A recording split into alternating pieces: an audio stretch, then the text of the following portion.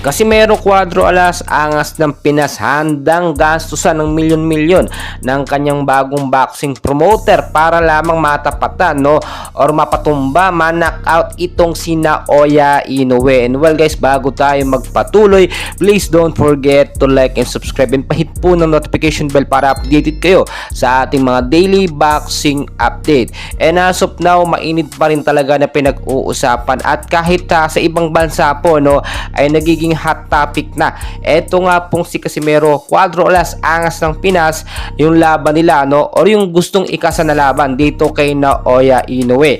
Ang naging problema po kasi dati, ang sinabi mismo galing sa kampo dito nga po si Naoya Inoue, or ang boxing promoter niya, ay humanap daw si Alas, no, ng mataas na boxing promoter na papansinin nila.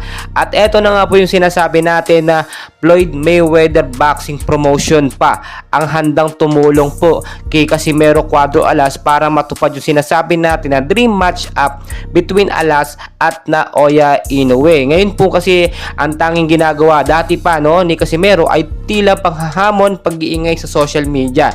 Nagbunga na nga po yun at napansinta mismo ni Floyd Mayweather Jr. Malaking pera kasi talaga, no, ang ilalaan dito kay Alas at kay Naoya Inoue kung sakaling matuloy po ang kanilang laban. Ito naman po kasing MP or Manny Pacquiao Boxing Promotion, no, hindi kayang maglabas ng sobrang laking pera para dito sa kanilang bata na si Casimero Cuadro Alas. Ang ibang bansa naman talaga nagbabudget po yan sa mga boksingerong may potensyal, at itong si Angas ng Pinas, nakita nyo naman, diba yung laban nila ni Yukinori Ogoni, kung paano talaga gumalaw itong si Angas ng Pinas. Napakagaling talaga at unpredictable ang mga moves. At sinasabi natin dito, hanggat hindi nagkakaharap itong si Naoya Inoue at si Casimero Cuadro Alas, hindi malalaman kung sino ang mananalo. Puro prediction lang po kasi ang ilang mga Pilipino ang sinasabi ay round 1 lang daw itong si Angas ng Pinas. Pero sa mga training naman at sa mga recent fight po ni Casimero, nakita nyo kung paano yung kanyang katawan talaga na kaya makipagsabayan sa harapang suntukan.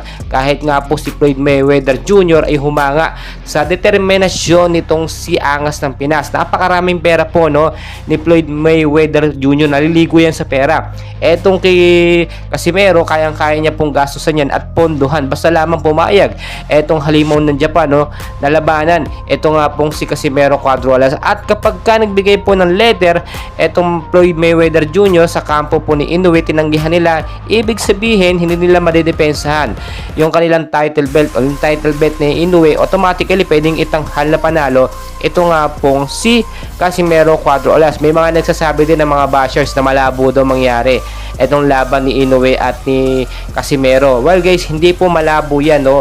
Kailangan lamang magkaroon ng agreement, no. Perang malaki lang ang kinakailangan dyan. Basta may mag-sponsor lang, matutuloy at matutuloy yan ngayong 2024. Kaya lang man hindi natutuloy yan dahil pinapangunahan po ng ilang mga bashers ni Alas. Well guys, patuloy ko kayong i-update, and please don't forget po to like and subscribe.